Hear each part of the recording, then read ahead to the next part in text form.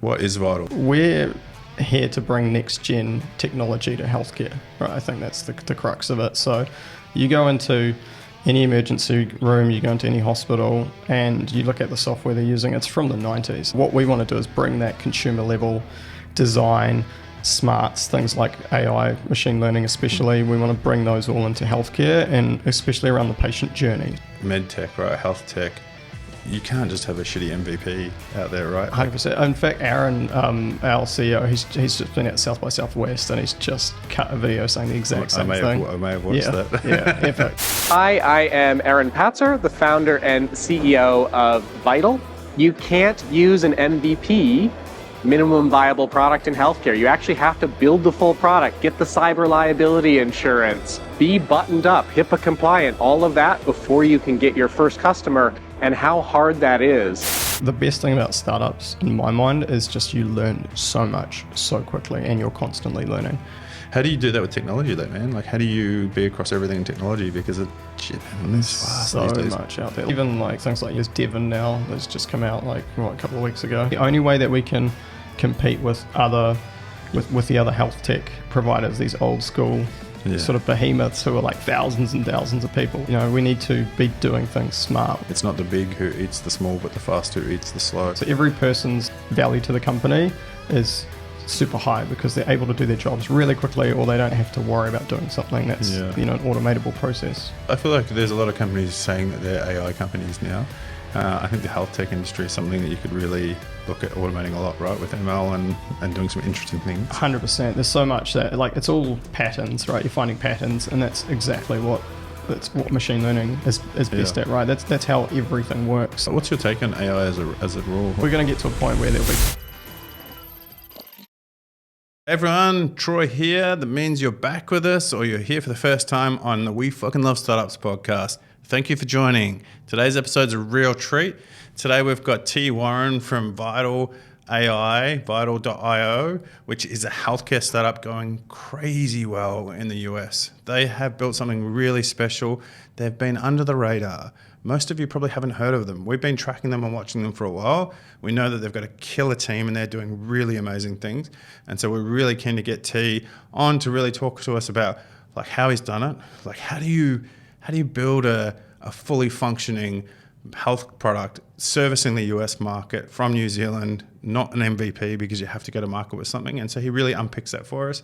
He's technical. He's still involved in the technical nuances of the business. And so he gets into it and we love it.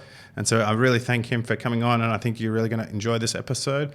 I thank our sponsor in Oxygen Advisors. For those that haven't heard me go on about how much we love Oxygen, they are fantastic. They're like a team of advisors and expert CFOs and finance leaders who help the industry make better companies for tomorrow. What they'll do is they'll give you the right strategic advice that you need. They'll give you financial reporting. They'll give you dashboard metrics. They'll give you whatever you need to be able to make you grow right up until capital raising support. So we fucking love them because Oxygen Advisors fucking love startups. And so I encourage you to go and check them out. I encourage you to tune in, strap in for this episode because it's a fantastic one. Enjoy and listen to this episode with me and T now.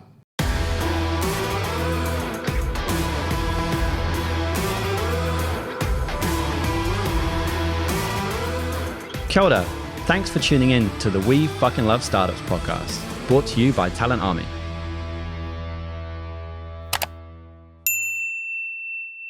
What's your background, man? Like, what's your ethnicity? I'm part Māori. Part Māori, part Māori, Pākehā, European, whatever the term is these days. Yeah. Cool, so. Cool. Do you lean into that? Is it something you talk about? A little bit. Like we've got like some Māori names that we use internally for some of our, parts of our code and things like that, just when it makes sense to as well. Yeah. But then you can run into issues where it's like, we kind of like, is it cultural appropriation? Yeah. I don't think it is. Well, I look at it as if, like, I want to see more Māori references in tech because I think that you make it more attractive for people or curious for people to go, actually, I can resonate with that and I want to come into it. 100%. Right. Yeah. And that's the thing. It's building that like comfort level, right? Yeah. And if you're going, it's all cultural appropriation, or you're staying away from it, then people are going to stop using that language, and that's the important thing, is to start using it more often. So I think for that reason alone, it's worth doing. it's interesting how discourse has changed or conversation has changed over the years, right? Like where people now are second guessing themselves before we have an open conversation. Like I posted this LinkedIn post the other day about Lex Friedman's podcast on Israel and Palestine. Yeah. And it was something that I was like, man, this was like 5-hour podcast where I was just spellbound about how empathetically amazing it was to have two people, two sides, I had 3 on each, discussing in an open dialogue, Yep. you know, a really complex topic.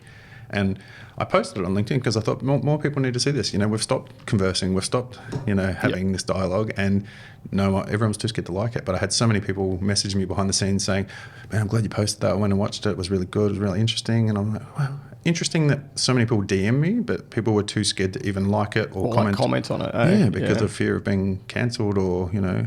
And I don't know enough about it to have a complex conversation about it because it's a super interesting, super complex topic. But I still feel like I should learn about it, right? And or share information and have a thought experiment about it in a safe way. But 100%. Well, it's good to you know, be up to date with what's going on as well and know the state of the world, I think. And like you don't have to, you know, take a strong opinion on anything, but just being across it is definitely worth doing, I reckon. Yeah, knowledge is everything, right?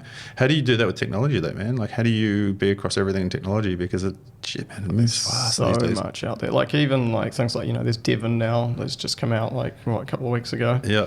And I think it's just you do stay across. I still use Twitter, or what do we call it now? X formerly known as Twitter. Yeah, I was reading your tweets, or X. What do you call them now? X's? Yeah, I don't use it very often, but I use it for consuming. Like I get a lot of news and you know, technologies that we use especially. I follow them all, and so like there's a lot of updates and things that come through that feed. We use cloud, so AWS a lot. Yeah. So just staying up with like their release. They've released so many updates and so many new products. So staying across that, and then I think in the ML space, there's just so much there. Yeah. I think the challenge is always like, especially when there's new tooling, you kind of need to let it settle a little bit before you jump in, because you might jump in with something and then 6 months or a year down the track, it's gone or it's totally different and you're sort of stuck with what you had.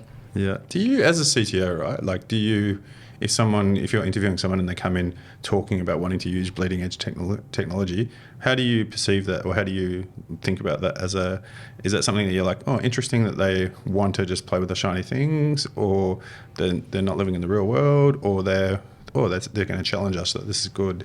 There's like two sides to it, I guess. I really look upon it with favour. Like I think it's a great thing to do. That being said, you can get people sometimes who only ever do that and they stick with the shiny tool. So you have to find someone who's pragmatic as well. So you then test them for their pragmatism. And so if they've got hey, I want to use the new tools because of these, you know, reasons, these good reasons, and I'm also really pragmatic about like making the call as to when we should use them, then they're like the perfect candidate in my mind.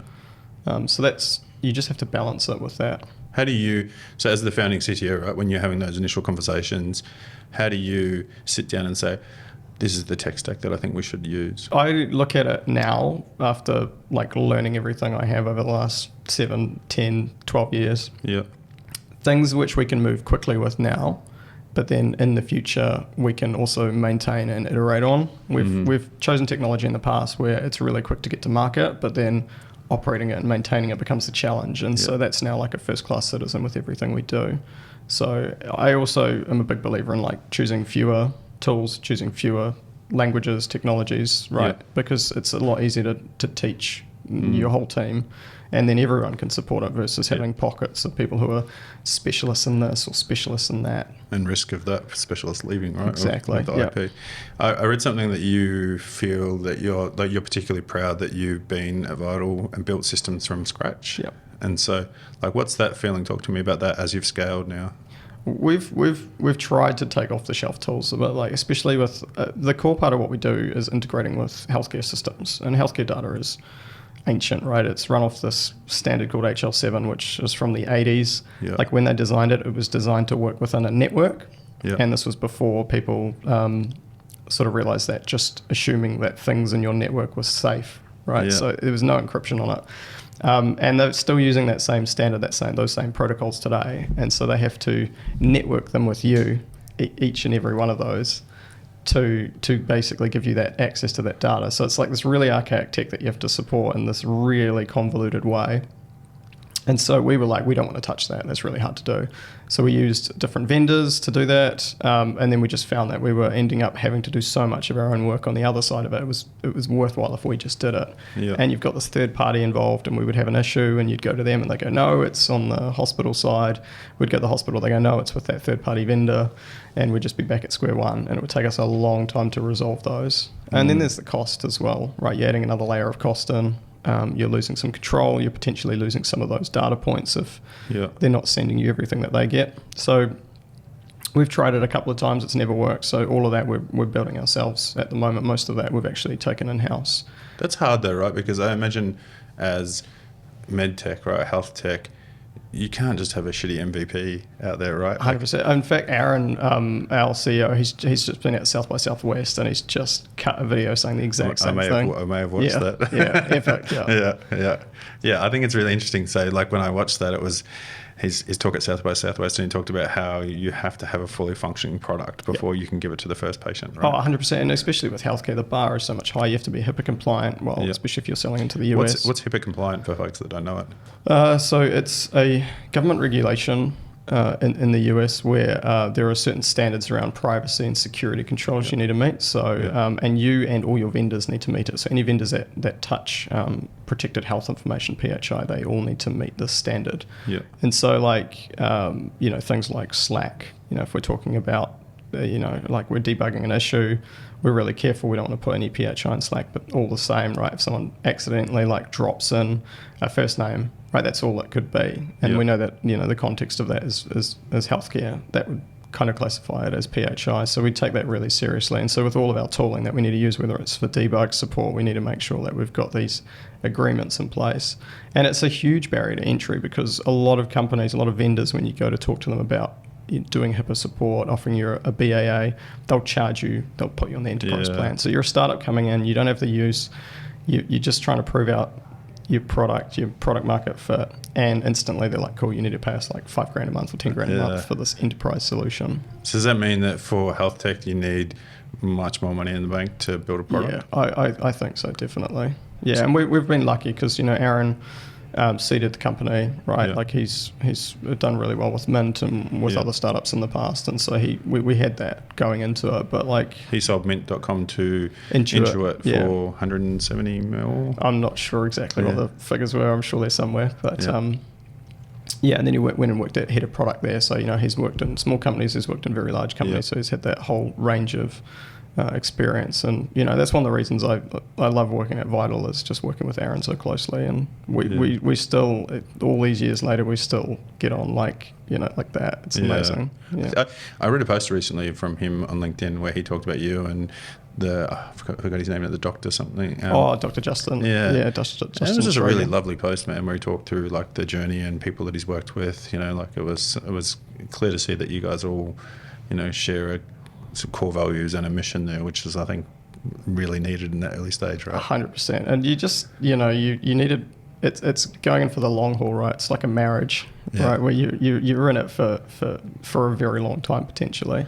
And I think we've got to that cusp now where we're, like this week alone, we're rolling out to, I don't know how many, new hospitals, but it's a huge amount. And we're constantly adding new healthcare systems, and then they're wanting to expand from 1 to 4 to 20 to 40 or 50. Yeah. And so, the scale is really getting there now. And we're kind of getting to that point where we need to make sure we've got really good operational tooling. Yeah. We need to make sure we're building all of the tools that we need to use to keep our customers happy and make sure like they're getting the best experience of the product. Let's go back a little bit. So what is Vital? Like if you were sitting here, I was explaining to Johnny before we started, right? Like who you are, where you're from. I probably did a shitty job of it. How would you explain Vital?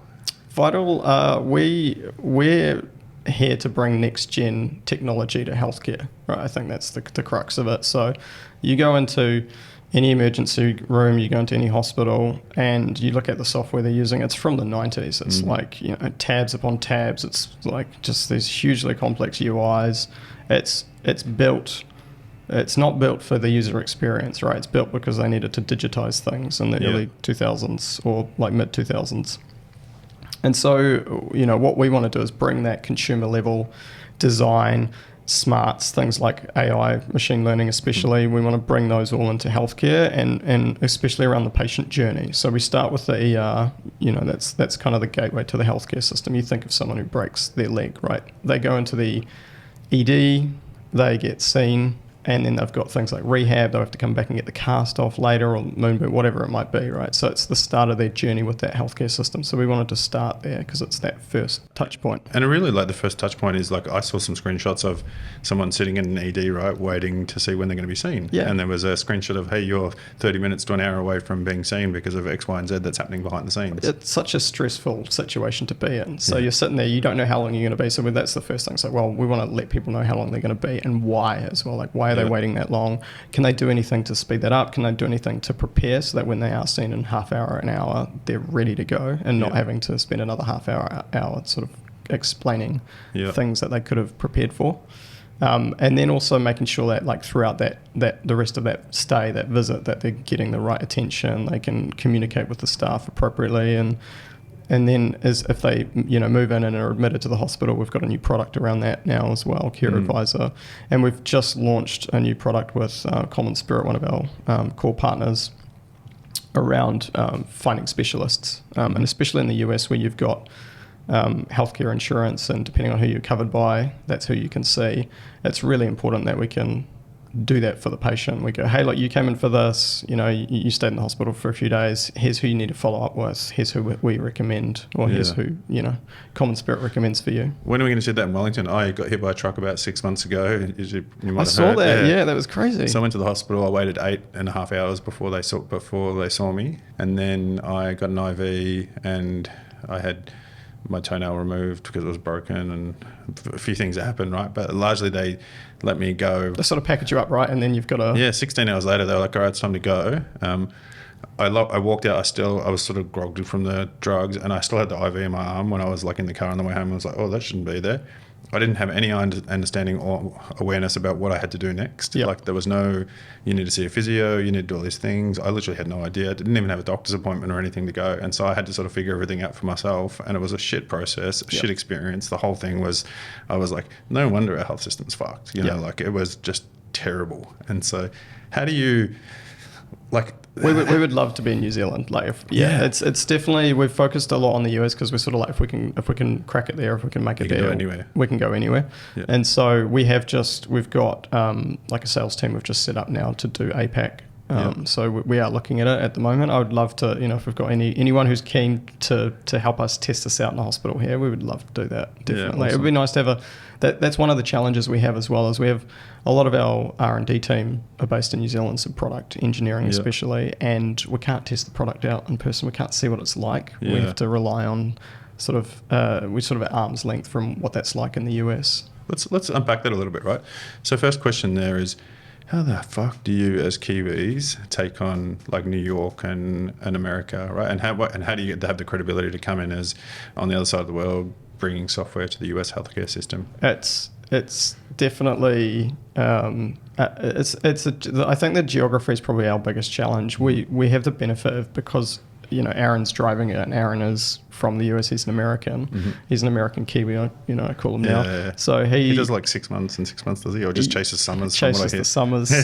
Aaron. Yeah. But yeah, he's very much got his base here, especially around Auckland. So like he loves the lifestyle here. We can create like an awesome team, an awesome company here, and then we create the same thing in the US, right? So we've got a really strong team over there that we can get them to really help us operationalize and sell the product, especially and market it. So you need a base over there.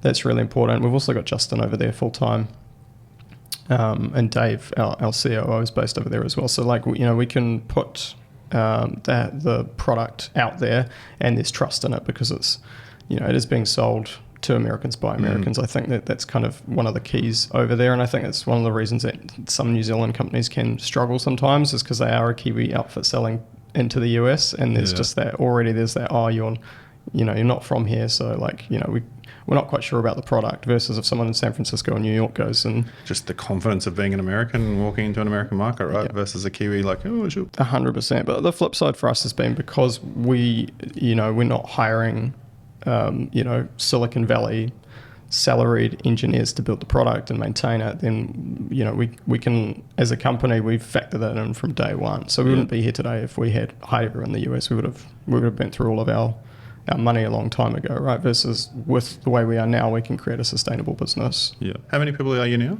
80. 80 people. And what have you had? Series A? We've done Series A and a Series B. Yeah. And we're not, we'll see how we go, but we'd like to not need to raise again. Yeah. Good time to not need to raise. Exactly. Well, that's why we did the Series B when we did as well. We're like, look, we'll get the money in the bank, and that should sustain us through to where we need to get to. So you've had a remote team pretty much from day one, from recollection. Like, is that? Well, yeah, especially with regards to having some people over here and some in the US, it's been fairly remote from the start. I wouldn't call us remote first at the start. We were sort of remote friendly. Yeah. And so we've had various different offices, mainly around Auckland. And then when COVID hit, it was just like, well, we'll go fully remote, and we never really came back to the office outside of that. We do get people together sort of maybe once a week, once every 2 weeks, who will come in. It's generally we have to offer some free food. That brings people along. But we do have pockets. So, we've got people on the South Island. We've got a few in Wellington now.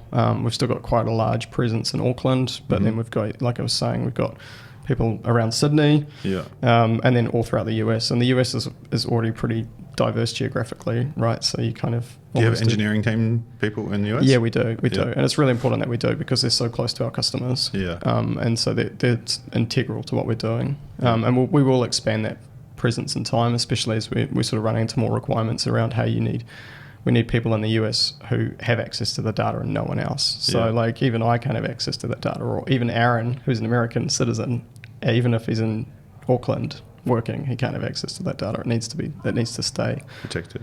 Within the US in terms of access. So we store it all there already. It's just even the access requirements get a lot stricter. Yeah. So let's go back.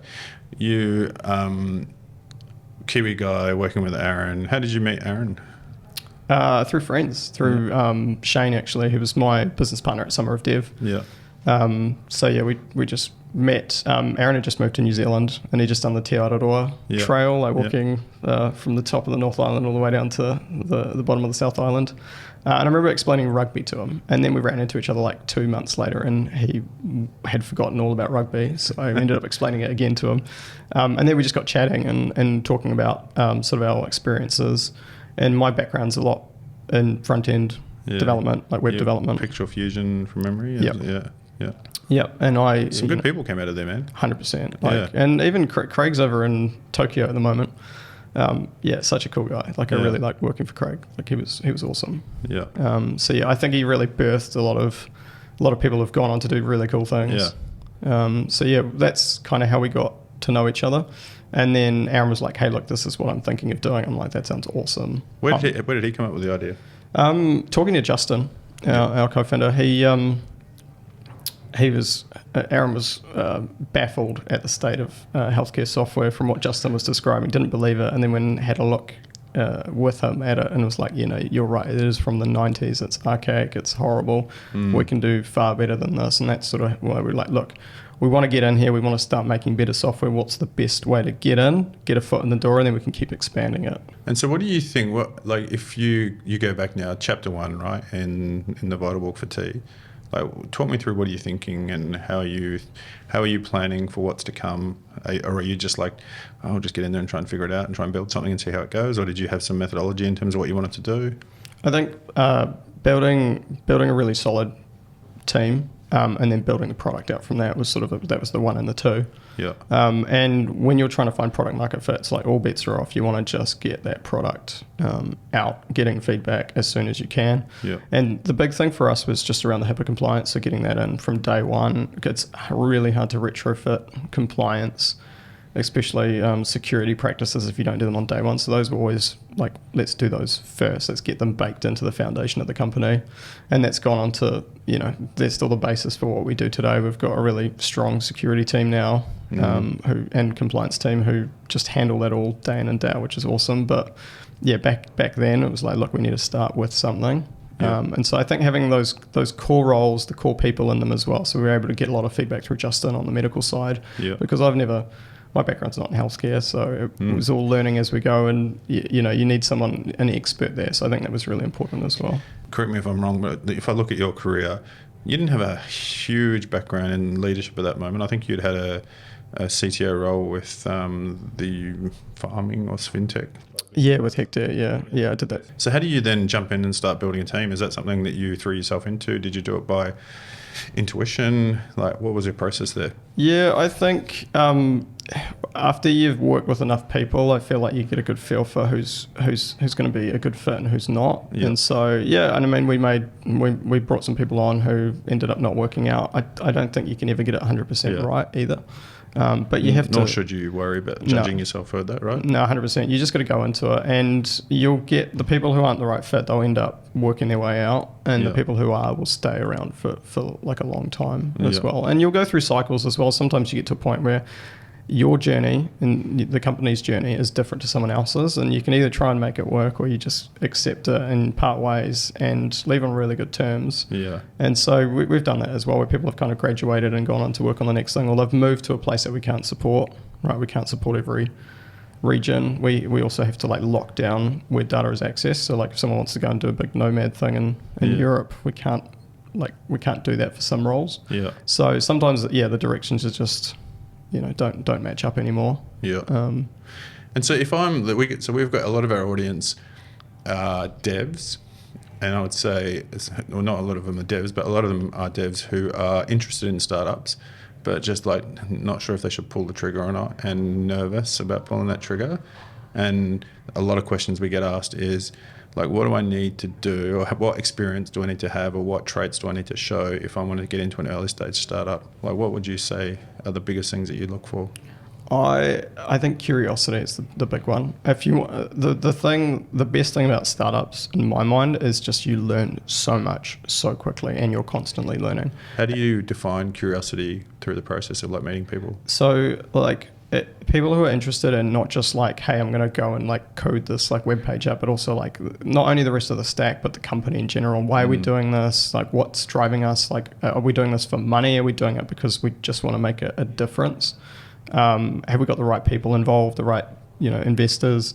And also, how are we going to do sales? How are we going to market it? And having thoughts and opinions on those, like not going overboard, but like wanting to be involved in that, I think is really important. And if someone wants to do that, then a startup's absolutely perfect for that. What are the traits that you don't look for? Like, what are the traits that you're like, ooh, red flag? People who want like they're like, here's my role, and it's this like beautiful like box, and I'm never going to stray outside of that. That's like an instant like, no, that's probably not going to work out. Yeah, because you do have to wear multiple hats. We really look at for people who come in and are problem solvers, and you can't solve a problem if you're staying within this box, and you're like, oh, this is only my problem, for this part of the process, and the rest of it is everyone else's problem. That doesn't work. You need to be like, this is now my problem. I'll help solve it. No matter whether I have to work with different teams or different people, it's just we need people who come in and solve the problem. Yeah. Yeah. As a business owner, as someone who runs a business, there's a lot of things that keep me awake at night, thinking about them and worrying about them.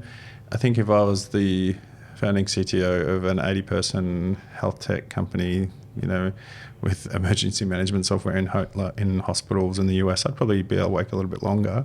What keeps you awake? Like, what are the things that like your biggest worries in this role?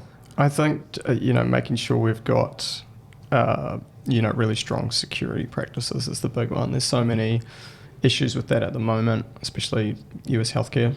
Ransomware attacks, and so like protecting that data is always top of mind. And the thing I'm always like, if we, you kind of go back through the architecture. Sometimes you're like, what about this and what about that? And I think because we've built it in from day one, we're in a pretty good place, and we do a lot of like, we do pen testing. We've got a really strong like security process, and the other thing is just like limiting the amount of technologies you use. The more you have, the more vectors there are for attack.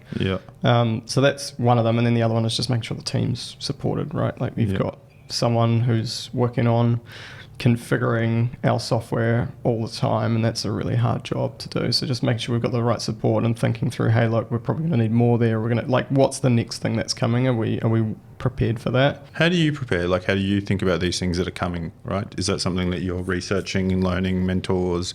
How do you learn that so that you can then think about that? Interestingly, I look at all of the software that we use, like our vendors, and then I look at how they're solving those problems. And then I go, well, our problem, I can kind of like map it onto that. So like, why don't we just use what they've done? Because effectively we've given ourselves a huge research team now. We've given ourselves all of that company's like R&D department, as it were, because they've already solved this problem. So like, let's not reinvent the wheel. And I think moving back towards not reinventing the wheel as much as possible and staying in our lane of like, look, our specialty is healthcare software and understanding like the user experience and how the patient journeys work. How do we then map technology, like well proven out technology that's just going to work? Yeah. So I think that's a big key of it. And then looking ahead and going, cool, this thing is taking us a long time now, and it's just going to get way worse, like a hell of a lot worse in the next 6 months, 12 months. So let's like solve that soon, and let's solve that in a way that it's like automated as much as possible.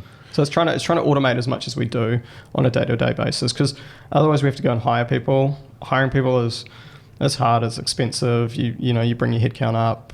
Salaries are your biggest expense at the end of the day. Yeah. If we can solve with technology instead, that's always the preference. Yeah. And that's the only way that we can compete with other, with the other health tech providers, these old school sort of behemoths who are like thousands and thousands of people. Like, we're never going to go and have thousands and thousands of people. We need to be doing things smart. We need to be really automating as much as we can. So every person's like value to the company is super high because they're able to do their jobs really quickly, or they don't have to worry about doing something that's an automatable process. Yeah, one of my favorite quotes is, "It's not the big who eats the small, but the fast who eats the slow." Yep, that's so true. True. Yeah. So how do you so I'll go back a little bit, right? You've got this team now that's scaling remotely in New Zealand. How do you make decisions from a New Zealand engineering team that are affecting a much bigger scale point? Like, is it literally just talking to these mentors and customers, or is it experimenting? Is it a bit of both? Yeah, I think the feedback's really important as well. Just because of the nature of time zones, I can't talk to everyone I'd like to talk to, especially in our team, but I can see from their conversations, I can see from the feedback that they're getting what the problems are. And so it's just like ruminating through those and then coming up with solutions. So like, a lot of the work we're doing now is like, cool, I've heard what all the feedback over the last 3 to 6 months, and now we're executing on it. And it's like, hey, look, give us a month or two and we'll be in the next spot, and then we'll have solved a host of these problems, and then we'll keep solving them. Yeah. So I think there's all sorts of ways you can get there. It's retrospectives are really good. Like, engineering teams generally do them, right? It's part of like kind of the agile process. Are you still in the weeds a little bit, or are you? Yeah, 100%. Yeah. I've been hands off. I've been hands on. I think I like being close to the coalface when I can be, and then like. What does that mean? By like, what are you doing to be hands on? So like, I'm working with the team on like, hey, look, here's a problem that we've got with these services. How do we go about like fixing this in a scalable way? Or, hey, look, the costs around this part of our platform are really high. How are we going to go and solve it? So like, working with them and being able to quickly say no to things is really important. So like, hey, here's a requirement. I'm like, that's never been a requirement. Someone's invented that requirement. Like, let's just ditch that completely. We don't need to worry about that. And that's where I can be super effective as well. And so just understanding the pain points of the team on a day-to-day basis is really important. I'm pretty hands-off in terms of like how the teams are run. Yeah. That's Will, my director of engineering. That's his sort of ballpark, and he does a fantastic job of that. Yeah. But I'm more on the, hey, look, how are we using the technology? Is it cost efficient? Is it going to scale? Is it solving the right problems? Are the requirements correct? And really driving the team along as well, and leading from the front in that regard. So your role has evolved really quickly over the years, right? You've obviously gone from initial yourself and a few people to like a bigger person now. How have you evolved? Like, how have you done that? Because it's hard, right? A lot of people that listen to this are CTOs who miss coding so much, but they can't do it anymore, and they have this internal regret, but that they're not doing it, and also worry that their technology is just surpassing them now. I still write code. Like, I still definitely write code.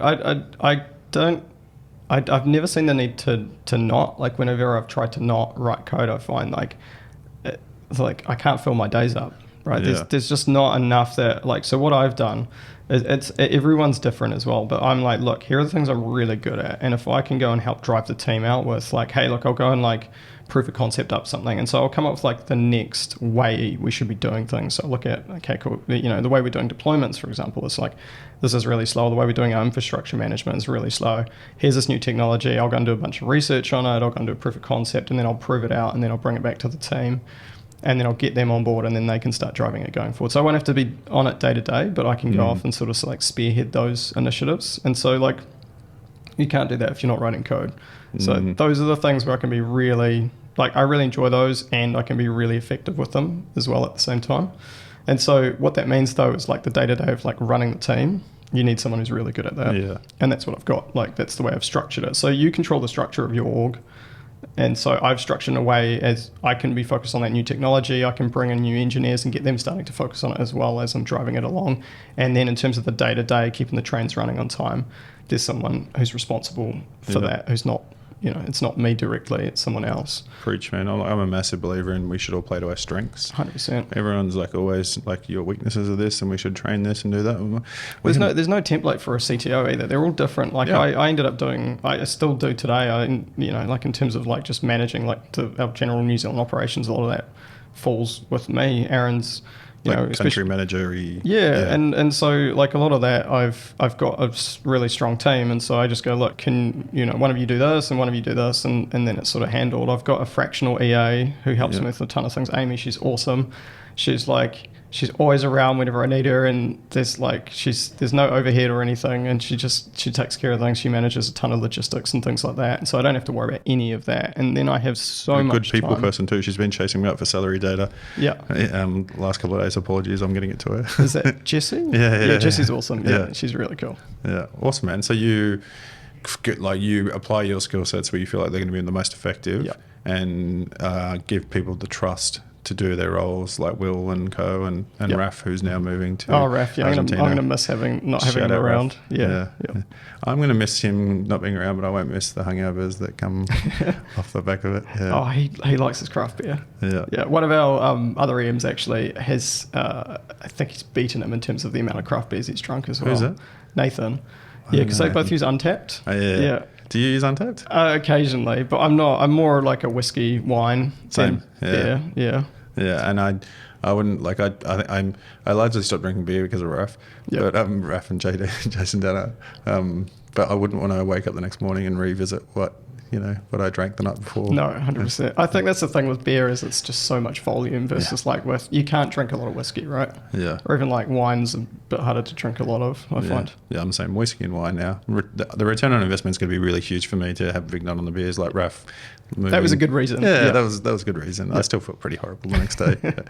So what does the future look like for you, man? Like, talk me through some of the planning that you and Vital have now in terms of like opportunity for scale, because it feels like there's some really good products that keep coming out, right? Like every time I see something online or, you seem to be building, really fast. I think we've got to a really good cadence as well. Like I'm pretty happy with where our tech stack is today. And like, it's probably one of the things that the team definitely feel a lot of is that we're always kind of doing migrations. And I'm like, look, I've kind of got it to a point where it's really, really good. Like our CI takes a few minutes to run, which is nigh on unheard of in a lot of places. And we can, every time you open a pull request, it deploys a totally ephemeral version. You can go and preview it, like our designers can go look at the UI, our engineers can go and like test it all out. And so like we've got to a really good point with what we're doing. It's all really cost effective as well. And so I think we can take stock and go, cool, we've now set that all up. Let's just make sure that's all really sustainable for everyone we've got as well. Like I don't want anyone doing crazy hours or anything like that. Yeah. And we want to be fixing, parts of our system where, there's a bit of logic here, and then a bit further down there's another bit of logic, and then a bit further down there's another bit of logic, and it's really hard to track down when there's an issue, where that is. And because of the nature of healthcare data, it's all over the place, and so you run into that more often than you'd think. So having a really good way of debugging, validating that, and ideally automating all of that, that's going to be the next set of challenges. And then on the machine learning side, we've invested a lot in our ML models for wait times, and now we're moving on to sort of new areas of development there. And Aaron's got some really awesome ideas around what we could do there. I feel like there's a lot of companies saying that they're AI companies now. I think the health tech industry is something that you could really look at automating a lot, right, with ML and doing some interesting things. 100%. There's so much that it's all patterns, right? You're finding patterns, and that's exactly what machine learning is best at, right? That's how everything works in that regard. We use LLMs a lot, like we use ChatGPT. We use it through Azure because they give us a HIPAA compliant version of it. Mm-hmm. But even like developing our own LLMs, training our own LLMs on our own data sets, I think that's something that we're pretty interested in doing longer term as well. Yeah. What's the appetite like for using ChatGPT in health tech? Is it something that's commonplace now, or is it something people still feel nervous about? Or I think from what I've seen, people are really getting into it now. What we do is we can take a doctor's note and pass it through ChatGPT. Make it legible. And yeah, exactly. and give it structure. And so all of the shorthand becomes real. And the thing that we do, especially, is we've done a ton of prompt engineering around translate this from medical jargon to something that patients can understand. Because that's one of the things as well with discharge, like you were talking about before. You didn't even get anything. But when I finally got the papers, I had no idea what it said. Exactly. And we get people who get these big binders and they just go straight in the trash can outside the hospital. Yeah. Because no one's going to understand them. So we need to make that understandable, and we need to make it actionable as well. So you can take it, to the next. You can go and see the next specialist, or you can, move on to the next part of your health journey. What's your take on AI as a rule, as a general? Are you excited by it? Do you think people are abusing it? Do you think are you nervous by it?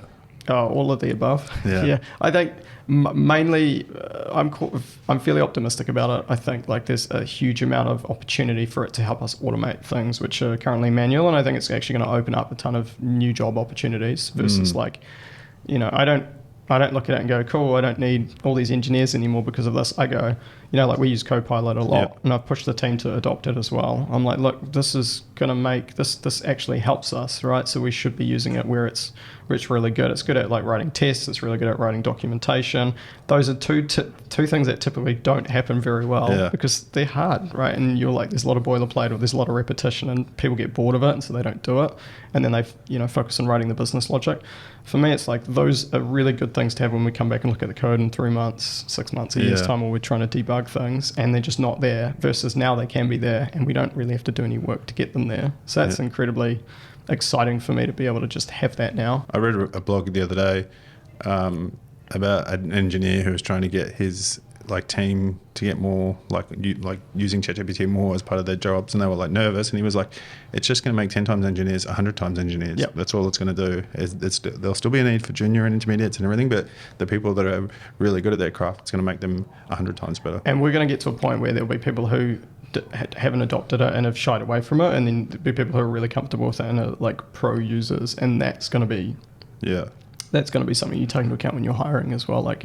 Is this person actually going to use AI and it be beneficial, or are they going to sort of go against the grain and do a lot of things more manually, or maybe not to the same level as they could do if they were using AI? Yeah, interesting.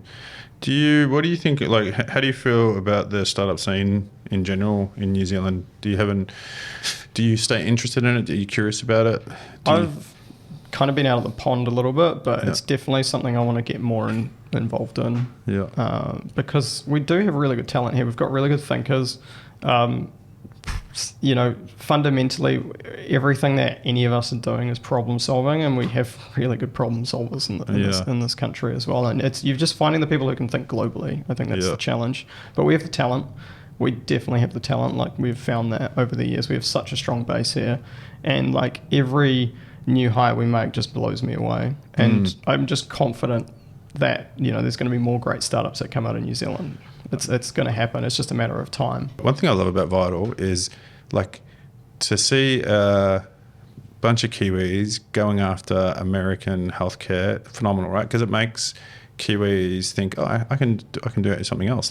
We've got a lot that work in the accounting ecosystem. We've got a lot that sort of feel supported by being in similar sort of technologies, but this is a real there's seldom companies in New Zealand that go after something really big and independent of not having the support network of Kiwis around them. And so how do you do you think that's going to be good for New Zealand? Because you guys are largely, I would say, unknown a little bit in New Zealand. Yeah, we sort of fly under the radar over here. I definitely think people can use us as a bit of a benchmark or a litmus test. Hey, look, you can make this thing, and you can do it in New Zealand. I think I remember having a conversation with Dan about you once when after he first met with you, and he was talking, because we love talking about our clients and who we work with, right? And he was like, yeah, man, this guy T, like, real impressive, doesn't drink the Kool-Aid, like he just gets on and does the shit. And so I think that culture always comes down from people like yourself who lead that culture and drive that culture initially, and then I think you tend to attract people who don't need the dopamine hit of writing blogs and presenting at conferences all the time. 100%. And I remember Aaron said to me, he's like, you're like the most American Kiwi I've found over here. And I was like, okay, cool, I think that's a compliment, but yeah, sure. So I'm very like heads down, just get the thing done, and like the proof's in the pudding, like the work will show that. And so we're getting to that point now as well, where there's just like a huge amount of momentum behind what they're doing, especially with the new products we're releasing, the new customers we're launching with, the big expansions we're doing as well. Yeah. What would you say have been the hardest things that you've had to do, like as you've expanded? What are the biggest challenges that you've had as a Kiwi, like building this software? There is still a little bit of bias around, like, you're Kiwi, do you fully understand this? I think coming back to, what I find really important, Kiwis have a worldview, like we were talking about this earlier, right? Where like we do think globally, and people in other countries don't necessarily do the same thing. So we actually have a really good solid, we know about things that happen in the UK. We've got big, Kiwi base in London especially. We've got a lot of Kiwis who go to the US and want to sell into the US. We're very mindful of the world, like Australia as well, and so that actually comes in really useful. Like, for example, when you're thinking about time zones, we instantly assume you're talking about all the different time zones in the world, or you need to handle certain things. We're already thinking about all of the different use cases. Classic one in the US is when you give a telephone number, right? They never think about +1. In New Zealand, though, we always think about +64. And so it's like things like that where you just make the assumptions. We don't make any of those assumptions. We always are like, hey, what about this? What about that? What about this? And so I think it makes it easier for us to think globally versus a US company trying to come over here. It's totally different. Yeah. And so interesting, like we're talking about product before, right? I've been talking a lot with like founders and startups at the moment about the need for product. There seems to be this like trend at the moment that we don't need as many product managers as we thought we did. And which is a whole nother conversation I won't ask you about. But what I will ask you about is like, what's your take on the tension between a good CTO and a chief product officer, or a person who leads product? Like what's the relationship? What's the ideal relationship, do you think? I got a really good understanding of each other. I think the best ones could do each other's jobs, right? So you could have a swap over, like maybe for a week or two, like Freaky Friday it or something for like a week or two, and then go back. And you should be able to largely function within those roles. You won't go to the same extent, but you should have enough awareness where you could do that. And then I think you can just build off each other's strengths. So like that way your product team, your product managers know what the technical limitations, know what's going to be easy and what's hard, versus like, hey, look, let's go and do all of these things. And then you have a bunch of engineers pushing back, and that instantly creates tension. Whereas if you go into it and you go, look, here's what we're trying to achieve, what's the easy, medium, hard ways of doing this? If we change, this requirement, would that make it easier? And going in and having like a really collaborative conversation together. And so we've, moved to that very sort of cross-functional model where we've got embedded product in our different engineering teams and our product engineering teams. And that's been really beneficial because they're all on the same page then. They're all trying to achieve the same goals. They're all in the same timeframes as well. And you're not getting things thrown over the fence necessarily, right? Everything is being worked together as a team, and it's about the best solution to the problem. And are they teaching each other, like their crafts? Definitely, 100%, yeah. And there's a lot of like, we use product management as a way of like helping to filter the feedback and distill it. And then you can take that to the engineers and you can go, hey, look, here's the distilled feedback. Here's the real problem, right? We're getting all this feedback. Here's the root problem, or here's, it seems to be around this root issue. And then the engineers can help you solve that, right? And you can solve it together. And an engineer, it goes the other way as well, where, if you ask an engineer to write product documentation, product marketing documentation, or anything like that, it's super verbose. They're focused on all of the intricacies versus product management. They like, cool, how do we then translate this back to our end users who don't speak tech? Yeah. Interesting. I like that approach. I do like the blended sort of squad model, approach, but jury's out. Everyone's always like, this model's better, this model's better. I've got like the whole models thing just flying out the window, right? Like Spotify model's a classic one, and it's just like Spotify doesn't even use. They don't even use it. Yeah, exactly. It's like, this is it's madness. Just do your own thing, and this is I do the same with agile ceremonies and processes. It's like, we need to do this, you need to do planning, we need to do this, we need to do this. The only thing that I subscribe to is having a daily sync, like a stand-up. I think that's incredibly valuable. But like, move all your comms to async. You know, we use Confluence a lot, or like, you know, you've got the likes of Notion. We're more in the Atlassian family at the moment, so your Jira, Confluence, but you've got Notion, you've got Linear, looks really good. Like if I started again tomorrow, we're using Linear in a startup I'm working on at the moment. 100%. If I started tomorrow, I would 100% use all those things. But I'm like, look, migration wise, and Atlassian keep doing things like they bought Loom, which we use for like cutting videos and things like that as well. So it's like, well, maybe they'll get a bit better there, but it's not worth the migration now. But if you just start tomorrow, definitely use those tools. But you can use all of that and use it in your own way. Make it work for you. Don't just follow because someone else has done it or you've done it some other way at a different company. If someone comes into the company and they've done it a different way, don't just adopt that way. Like, go, why did you do those things? And they'll go, here are all the problems. And you go, cool. 5 of those don't apply to us. That one does, but you only use this one thing from that process to like solve that problem. So I think it's really important to never just cargo cult, take stuff that someone's done because they've done it like that in the past. I've had that with languages. You have engineers come in, they're like, hey, what about this language? What about that language? And I'm like, yeah, cool. I'm sure that they were great, and they were great there where they've like optimized the stack for it and they've got engineers for that, but we don't need that today, right? Yeah, I get in recruitment, as you can imagine, right? I get a lot of engineers that come in saying, I only want a job if it's this language. And I'm like, do you, like, why? Like, can't you just build something, you know, in your own time to test it out and trial it? You know, you're not interested in the product at all? And some people are like, nope, I only want that language. I only want to do that thing. And I'm like, interesting. Like, not my take on it, but I find the best engineers have to have some sort of interest level about the product to be able to push themselves to be great. You know, like they have to understand the business a little bit, or at least be curious about it, to want to learn, as you talked about before. Someone that like thinks a little bit more than just their little widget type thing. 100%. Yeah, you have to think outside that box. And I think like with any language as well, you'll reach the peak of it, and then what do you do next, right? You can do the tooling around it. Cool. Okay, what next? So like, you know, for our engineers, it's a lot around like understanding the infrastructure, understanding things like how AWS cloud services work, and there's a million of them. I think you got to be really careful with that because you can buy 100 different AWS products. They're really good at selling your shit, right? Yeah, exactly. So we're pretty happy with AWS though. Like it's a solid platform for what we do, and it's, you know, it did the HIPAA compliance pretty early on. We timed it really well. Like we actually started another platform, Heroku for healthcare. That's when we got Raf involved, and he's been involved to this day. And then we moved to AWS when they started offering like HIPAA compliance for some of their core services, and now they do it for basically everything. I've been impressed by AWS that they're like almost a monopoly to a degree, right?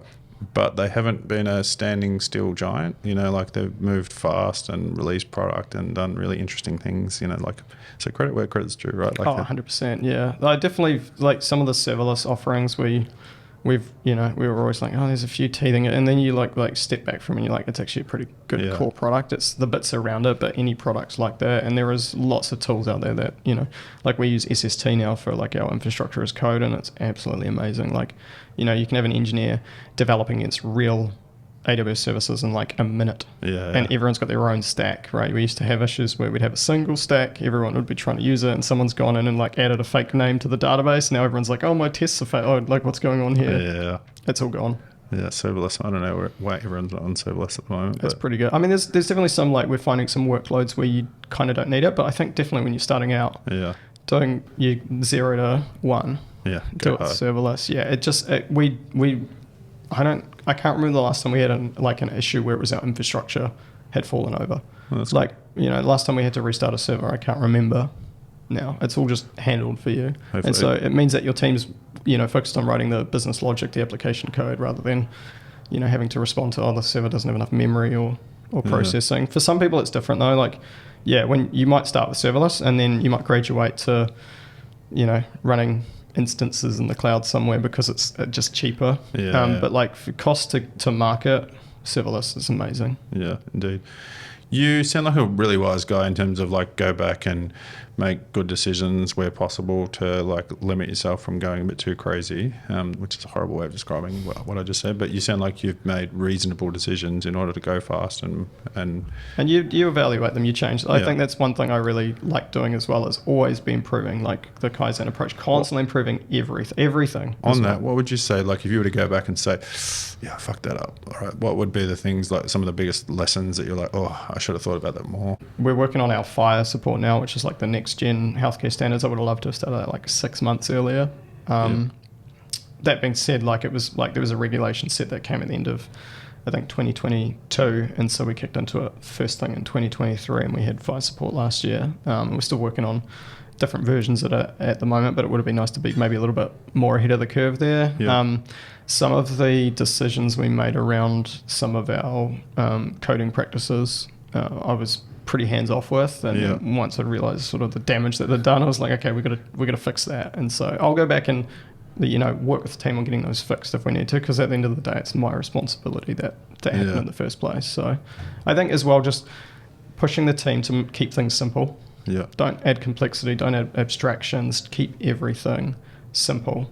Yeah. And engineers have this tendency of like, oh, I'm an engineer, I need to make everything complicated. I need to like kind of engineer everything. It's like, no, actually just solve the problem. Solve it really quickly and solve it in a simple manner, and then iterate on that. Yeah. What would you do differently if you were to start up a new startup tomorrow? Different tools. Yeah.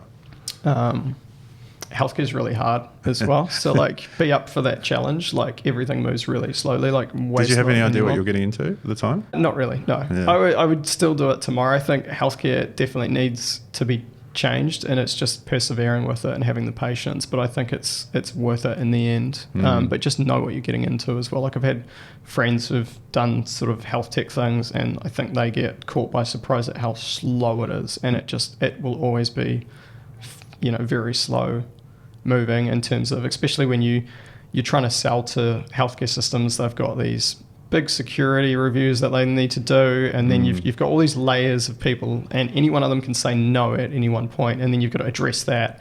And so you're constantly, it's not, does one person say yes, it's does one person say no.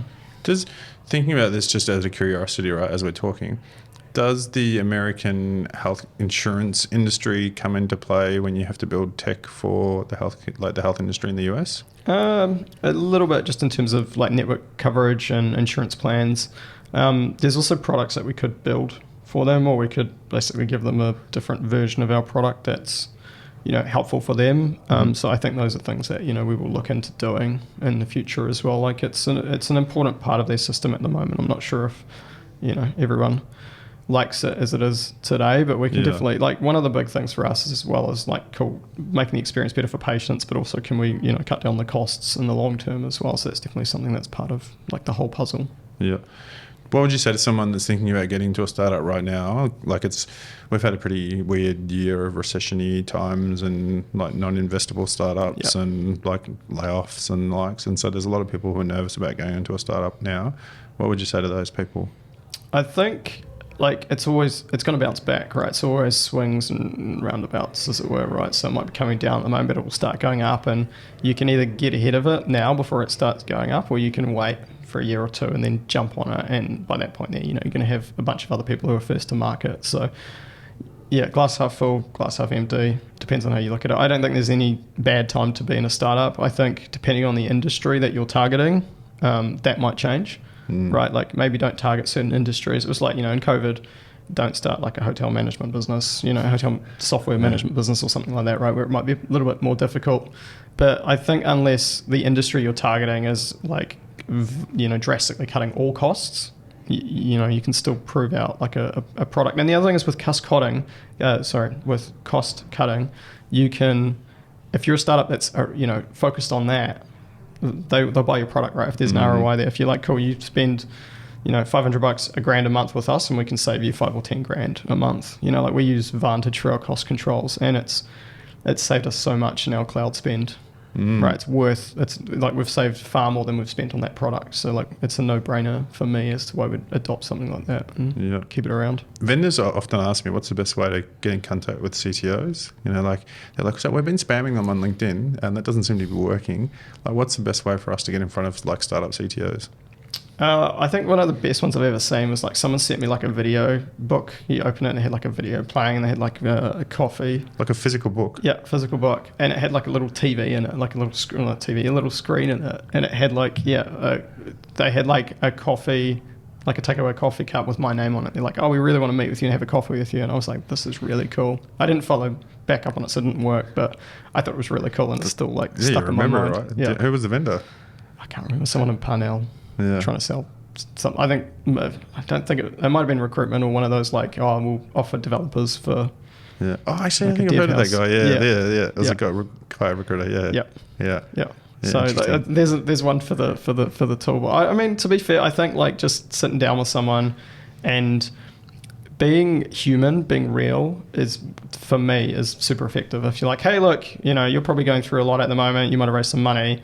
Here's what we do. We charge this much. If you're interested, we can talk. Well, I get a lot of, especially recruitment. I get a lot of like, hey, I've got a candidate here. I'm like, I'm not interested at all. When I say vendors, I wasn't necessarily talking about recruitment for what it's worth. Yeah. I meant like I get a lot of tech vendors and people trying to sell product and the likes to CTOs. Like they come to me off the back of the podcast and they're like, you talk to a lot of them. What's the best way to get in front of them? Like a demo is always like, for me, is so, here's what our product does, and actually just showing it is always super effective. Versus like, oh, we want to like the thing I hate the most is, oh, we want to jump on a call and show you. I'm like, no, I don't have time for that. I'm going to just instantly decline that. But if you send through, here's a demo, and I can go and like take a minute to look at it, and then I might be like, yeah, that looks cool. Okay, I'll set up a meeting, and maybe it's not with me, maybe it's with my team, because cool, I can take a call, get really excited about something, then I take it to my team, and they're like, here are all the problems with it, or here are all of the, we're already doing all of that. Like, why would we do that? Yeah, awesome. Hey, so it's been awesome chatting with you, man. Like we're wrapping up this season. So season 4, we're wrapping up with our final question, which is going to be something that someone's asked on the previous episode. And so I've got a question for you that they've asked.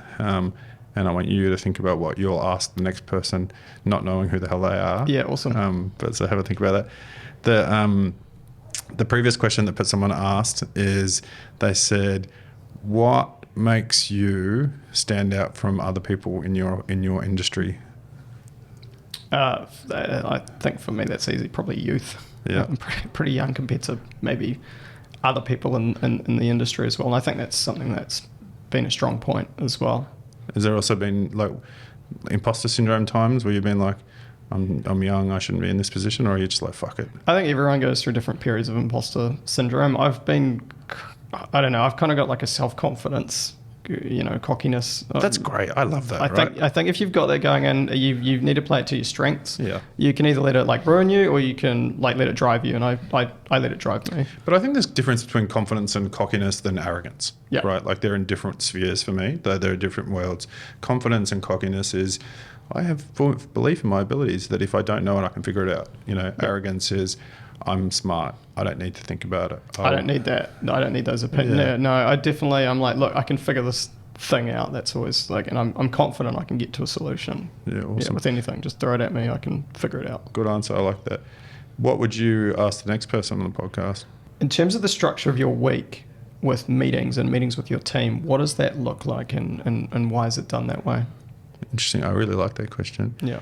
Encourage people to answer that question below in the comments where we've posted this, because I'm curious to know the answers on that. Yeah, I think it's really, one of the things that we do especially is like, try and remove, I don't like having standing meetings. It's, like try and do things asynchronously, and you'll put, 15 minutes on the cards or half an hour on the cards, like have an asynchronous conversation. And if you can't get to a resolution, then at that point, create the meeting, but don't create the meeting and then have the discussion, do the discussion up front and then have the meeting. Yeah, love it. Excellent. T, thanks so much for coming on, man, sharing space and taking some time out of your day. It was great. Until next time, mate. I really enjoyed chatting with T on that episode. Super lovely guy, obviously very bright, doing really amazing things from Auckland, going global. Healthcare in the US, massive, massive, ambitious goal.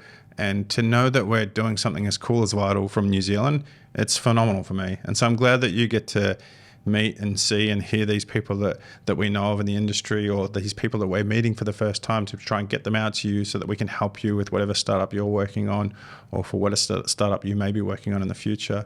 And so thank you everyone that joins us. Thank you everyone that's watching and listening to us, whatever platform you're on.